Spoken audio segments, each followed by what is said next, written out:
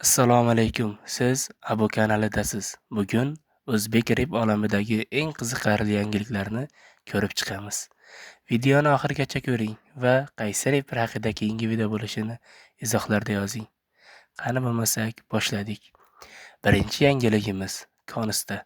Uning yangi ijodi muxlislar orasida faol muhokama qilinmoqda. Ko'pchilik uning avvalgi uslubini sog'ingan bo'lsa, boshqalar yangi yo'nalishini qo'llab-quvvatlamoqda. Biz muomalali oppoq menchi qoramanu. Bu track hit bo'lmaydi chunki unda boru mano. Agar ular qo'shiq bo'lsa unda buramanu.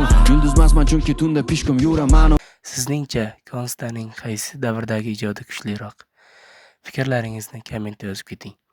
Endi esa Massa haqida. Uning so'nggi loyihalari va chiqishlari rep muxlislari e'tiborini tortmoqda.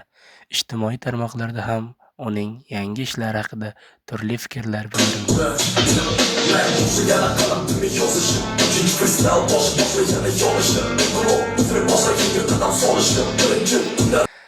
Endi esa Asilvayni haqida. Asilvayni ham yangi trik ustida ishlayotganini haqida ishoralar berilmoqda. Agar bu loyiha tez orada chiqsa, o'zbek rapi uchun navbatdagi muhim voqealardan biri bo'lishi mumkin. Va aytgancha, Asilvayn Lil Wayne bilan ham yangi triklar ustida ishlamoqda va tez orada chiqishini aytib o'tdi. Sizga qaysi yangilik eng qiziq tuyuldi? Fikringizni izohlarda yozing.